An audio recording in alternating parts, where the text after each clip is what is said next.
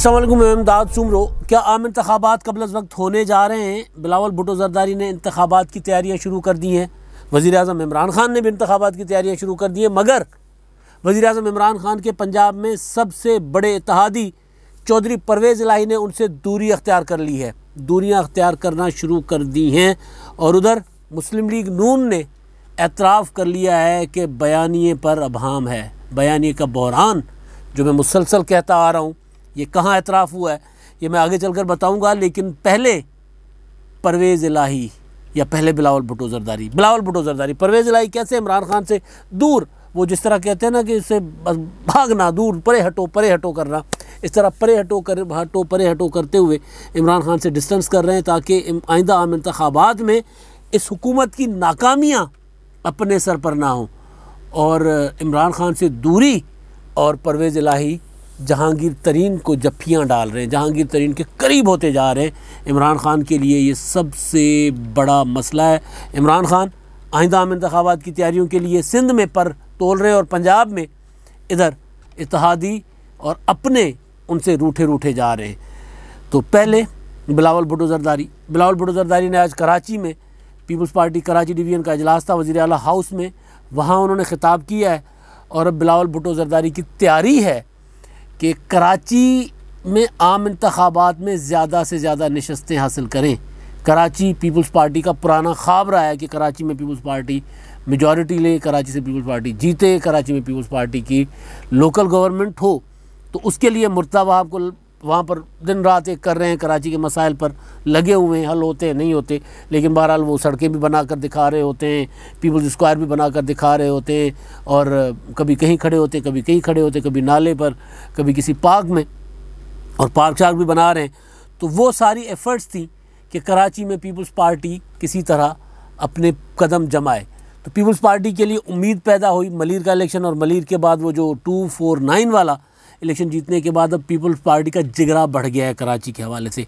मुत्तहिदा कौमी मूवमेंट जिस तरह मतलब जो दहशत ख़त्म हुई, तो मुत्तहिदा कौमी मूवमेंट 400 टुकड़ों में बढ़ गई। पीटीआई उनको सीटें दिलवाएगी 2018 में। पीटीआई के लोग वहाँ पर काम करने को तैयार नहीं है, लोग उनको ढूंढते फिर रहे हैं। और ये मतलब ज़बानी कलामी बात नहीं है, कोई जाकर कराची में पता कर ले। और अंदरूनी इख्तिलाफ़ात उनके बहुत। तो बिलावल भुट्टो ज़रदारी ने कहा है कि जी हमारे 3 बड़े चैलेंजेस हैं, इन 3 चैलेंजेस को निमट कर हम कराची का इंतखाब जीत सकते हैं कराची से, और कराची से इन सीटें निकाल कर हम वफाक में हुकूमत बना रहे हैं। गोया बिलावल भुट्टो ज़रदारी आइंदा इंतखाबात में वफाकी हुकूमत बनाने के ख्वाब देख रहे हैं, उसकी तैयारी करें। हर सियासतदान जो इलेक्शन लड़ता है ज़ाहिर है हुकूमत बनाने का ख्वाब देख कर ही लड़ता है, लेकिन बिलावल भुट्टो ज़रदारी ज़रा तगड़े पाँव के साथ आगे बढ़ना चाह रहे हैं। मुस्लिम लीग नून के अंदर इख्तिलाफ़ात, मुस्लिम लीग नून उस तरह जिस तरह तेज़ी के साथ आगे बढ़ती है, फिर अचानक रुक जाती है, फिर गायब हो जाती है, तो वो उसका भी फ़ायदा हासिल उठाना चाहेंगे। तो वो मुस्लिम लीग नून के अतराफ़ वाली बात मैं आगे चल कर करता हूँ।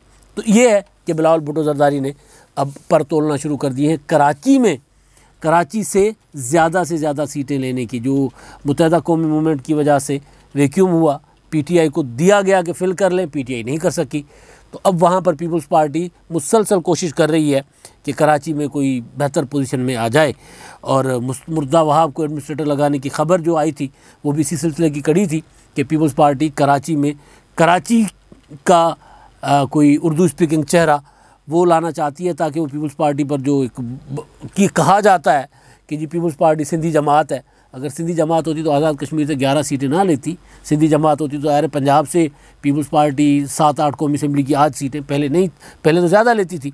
तो बहरहाल पूरे मुल्क में, इवन गिलगित बल्तिस्तान में, तो वो जो पीपल्स पार्टी के ऊपर वो छाप थी वो ख़त्म करने के लिए भी मुर्तज़ा वहाब के लिए सोचा जा रहा था कि उनको बनाया जाए कराची का एडमिनिस्ट्रेटर। पता नहीं वो क्यों मामला उनका खटाई में पड़ गया, लेकिन सारी प्लानिंग है कराची से कौमी असम्बली और सूबाई असम्बली की ज़्यादा नशस्तें जीत लें।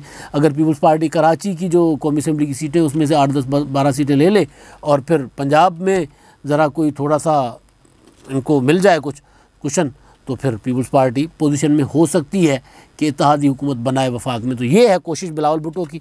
अब हो सकने को कुछ भी हो सकता है, कामयाब हो भी सकते हैं, नहीं भी हो सकते। लेकिन एक है इमरान खान साहब, उनके एक हैं मुशीर मुआविन खुसूसी हैं शहजाद अकबर साहब, वो इमरान खान के अपने होता है ना कि एक बना बनाया इत्तेहाद, बना बनाया काम बिगाड़ने के माहिर हैं। तो जहांगीर तरीन साहब इमरान खान से अलग हुए, जमात के तौर पर तो अलग नहीं हुए, लेकिन जमात के अंदर अलग ग्रुप बना लिया था, तरीन ग्रुप। वो शहजाद अकबर से तंग आकर, और उन्होंने बरमला कहा, शहजाद अकबर और आज़म खान, उनके ऊपर वो जो FIN तहकीकात चीनी वगैरह ये स्कैंडल्स वगैरह सारे बने, तो उसमें उन्होंने अलहदगी अख्तियार कर ली थी। अलहदगी अख्तियार नहीं की, मैं मतलब अलग ग्रुप बना दिया, तरीन ग्रुप बना दिया। PTI के हुकूमत के अंदर बैठा एक अलग ग्रुप बना। तो उस ग्रुप के एक शख्सियत पंजाब के रुकन नज़ीर चौहान साहब ने शहजाद अकबर पर इल्ज़ाम आयद किया अक़ीदे के हवाले से। तो उस पर उन्होंने एक मुकदमा दर्ज किया। उसके बाद फिर वो गिरफ़्तार हुए। पहले गिरफ़्तारी कर देने गए थे, नहीं हुई, उसके बाद उनको गिरफ़्तार कर लिया गया 2-3 दिन पहले, और फिर गिरफ़्तारी में ज़मानत हो गई तो एक और मुकदमे में गिरफ़्तार कर लिया गया, और फिर एक और मुकदमा FIA का बन गया, एक और मुकदमा कोई फ्रॉड का बन गया। तो इस तरह उन पर 3-4 मुकदमे बन गए। आज असम्बली का इजलास था, और असम्बली के इजलास में उनके लिए प्रोडक्शन आर्डर जारी किया था परवेज़ इलाही ने। परवेज़ इलाही ज़ाहिर है जो थे हमज़ा शहबाज साहब जितना अरसा जेल में रहे नैब की, उसमें तब जब पंजाब असम्बली का इजलास हुआ उनका प्रोडक्शन आर्डर होता था, और वो हर इजलास में पंजाब असम्बली लाए जाते थे, पहुँचते थे। तो ज़ाहिर है ये तो इत्तेहादी थे। और फिर आगे मामला हो जहांगीर तरीन साहब का, और जहांगीर तरीन और आज भी जो बेहतर राब्ते हैं जहांगीर तरीन के साथ परवेज़ इलाही के, वो रहते हैं। तो उनका अगर वो जहांगीर तरीन ग्रुप का बंदा हो तो फिर कैसे प्रोडक्शन आर्डर जारी ना होता। प्रोडक्शन आर्डर जारी हुआ मगर उनको पेश नहीं किया गया। अपोजिशन लीडर मुस्लिम लीग नून के हमज़ा शहबाज, उनको पेश किया जाता रहा था, पेश किया मतलब प्रोडक्शन आर्डर पर ऐवान में लाया जाता था, इनको नहीं लाया गया, नज़ीर चौहान को। तो परवेज़ इलाही बेपर गए। परवेज़ इलाही ने आज इमरान खान साहब को सुनाई है। वो कहते हैं ना, वो कहना बेटी को और सुनाना बहू को, पंजाबी की कहावत है, कहना धी नूं ते सुनाना बहू नूं। तो वो वाली कहावत की मिसाल कि उन्होंने इंतज़ामिया का नाम ले लेके इमरान खान साहब के ऊपर बस अब तमाचे ही रसीद किए हैं ना, कि भाई स्पीकर एक ऑर्डर जारी करते हैं कि फ़लाँ मेंबर जो गिरफ़्तार है उसको, नज़ीर चौहान, उसको असम्बली में ले आया जाए, प्रोडक्शन ऑर्डर है, तो वो ऑर्डर डिसोबे नहीं हो सकता। इमरान खान साहब ये वही हैं जो कहा करते थे कि मैं जाकर स्पीकर को कहूँगा बैरून मुल्क दौरे पर कि ये जो चोर जितने भी गिरफ़्तार हैं इनके प्रोडक्शन ऑर्डर जारी करते कौमी असम्बली के स्पीकर के लिए, तो मैं जाकर उनको कहूँगा अब ये प्रोडक्शन ऑर्डर जारी ना करें। तो इमरान खान समझते थे कि मेरा अख्तियार है तो नहीं प्रोडक्शन ऑर्डर जारी हो सकते और नहीं पेश हो सकते। तो अब उनके अपने इत्तेहादी के लिए जब परवेज़ इलाही ने अपने मेंबर, जमात के मेंबर के लिए अपने इत्तेहादी ने जब प्रोडक्शन ऑर्डर जारी किया तो उनको पेश नहीं किया गया। तो फिर परवेज़ इलाही साहब आज सीखो पा हुए। उन्होंने कहा कि जनाब ये कोई बादशाह नहीं है, यहाँ पर पार्लियामेंट के साथ सीधी जंग कर रही है इंतज़ामिया, जब तक पेश नहीं होंगे तब तक इजलास नहीं चलने दूंगा। अपोजिशन इजलास नहीं चलने देती। परवेज़ इलाही साहब ने कहा कि जनाब रोज़ाना इजलास होगा, और अगर नज़ीर चौहान को पेश नहीं किया जाएगा तो इजलास होते ही मुलतवी हो जाएगा, और होगा और पेश करना पड़ेगा। और उन्होंने साफ साफ अल्फाज में कहा कि जनाब ये जंगल का कानून नहीं है, ये पार्लिमानी निज़ाम है। और इमरान खान साहब तो वो बादशाह चाहते थे, आपको याद होगा, वो कहते थे कि जनाब जो बशीर मेमन साहब को कि जो मोहम्मद बिन सलमान जो है वो कहते थे वो हो जाता था, और मैं जो कहता हूँ वो नहीं होता। तो यहाँ पर मामला ये है कि जनाब स्पीकर कौमी पंजाब असम्बली जो है वो प्रोडक्शन ऑर्डर जारी करते हैं, लेकिन इमरान खान साहब के जो चहीते मुआविन हैं उनके कहने पर इंतज़ामिया मुलजिम को, या जो भी रुकन कौमी असम्बली है, गिरफ़्तार है तो मुलजिम है रुकन पंजाब असम्बली, उनको पेश करने से इनकारी है।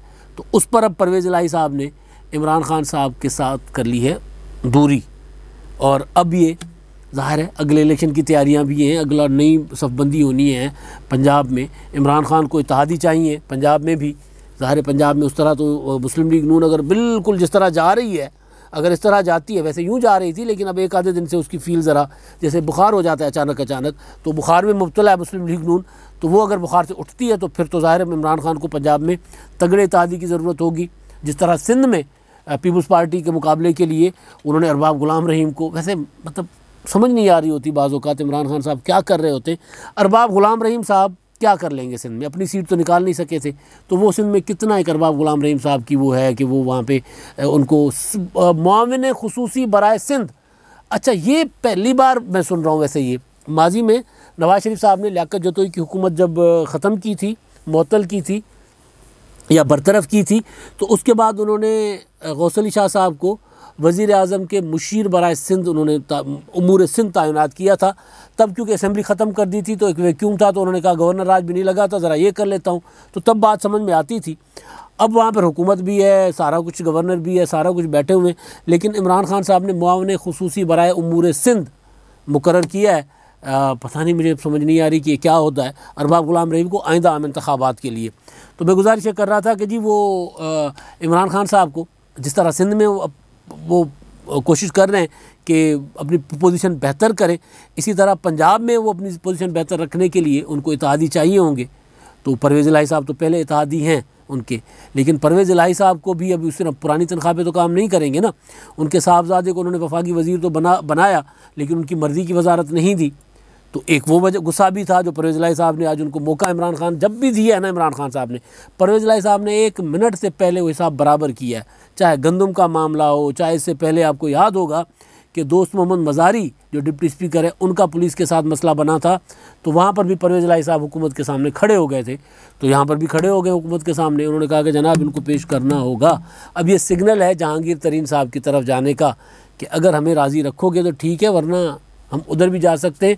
तो जहांगीर तरीन ग्रुप को तो खैर इमरान खान साहब की हुकूमत ने एक किया हुआ है वो फ़ैसला कि जी इनको एक एक करके तनहा करके इनको आइसोलेट करके फिर आखिरी वार के तौर पर जहांगीर तरीन साहब पर हाथ डाला जाएगा।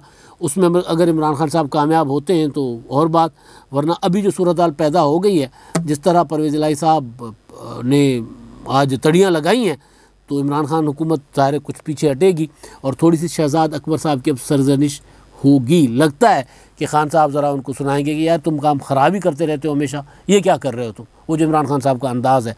तो वो ये लग रहा है कि परवेज़ इलाही साहब इमरान खान साहब को उन्होंने इशारा दिया है कि जनाब इंतखाबात अब हुआ चाहते हैं, तैयारी हुआ चाहती है। पीपल्स पार्टी ने ऐलान कर दिया हुआ है जहांगीर तरीन के साथ मेरी दोस्ती अच्छी है। जहांगीर तरीन साहब मुस्लिम लीग नून या पीपल्स पार्टी किसी एक जमात की तरफ रुजू करेंगे तो फिर अगर पंजाब में वो मैं यानी मुस्लिम लीग कायदे आज़म, जहांगीर तरीन ग्रुप और पीपल्स पार्टी अगर ये तीनों मिल जाते हैं तो फिर हम तो बेहतर पोजीशन में आकर अगली हुकूमत बना लेंगे। तो उस तरफ भी परवेज़ इलाही ज़रा इशारे कर रहे हैं। और अब देखें कि इमरान खान साहब और नज़ीर चौहान साहब का मामला जो है वो कितना आगे जाता है। ज़ाहिर है शहजाद अकबर साहब भी ज़िद्दी हैं, वो मामले को इधर छोड़ेंगे नहीं। अब आखिर में मुस्लिम लीग नून का बयानिया, मैं कल भी मैंने गुजारिश की थी, जो शिकस्त हुई थी सियालकोट वाली, उसके बाद जो मैंने पहला व्लॉग किया था कल रात वाला आखिरी व्लॉग, उसमें मैंने ये गुजारिश की थी कि मुस्लिम लीग नून के बयानिए का मसला बना हुआ है। आज भी मैंने कहा था कि मुस्लिम लीग नून के अंदर बयानिए का इख्तलाफ है जो मुस्लिम लीग नून को आगे चलने नहीं दे रहा, पाँव की बेड़ी बन गया है। एक बयानिया नवाज शरीफ साहब का और मरीम नवाज़ का, एक बयानिया शहबाज शरीफ साहब का और उनके हमनवाओं का, जिनकी अक्सरियत है कौमी असम्बली में और सूबाई असम्बली में, तो वो दो राह पर ले जाकर और पाँव की बेड़ियाँ बन गया। तो आज एतराफ़ किया है नवाज शरीफ के तर्जुमान मोहम्मद ज़ुबैर ने, उन्होंने कहा है हाँ बयाने की कन्फ्यूजन हमारे लिए बड़ा मसला बनी हुई है, हम आगे नहीं बढ़ पा रहे। तो गुजारिश इतनी करनी थी कि जो मैंने कल बताया था वो अब उनके मुंह से, नवाज शरीफ साहब के और मरीम नवाज़ के तर्जुमान के मुंह से वो एतराफ़ निकल गया है, आ गया है कि हाँ जी हमारे यहाँ सब अच्छा नहीं है, हम आगे नहीं बढ़ पा रहे, हमें दीवार के साथ लगा दिया गया है, लिहाजा हमारा बयानिया भी कोई बन नहीं रहा, पनप नहीं रहा। अब तक के लिए इतना ही। अल्लाह हाफ़िज़।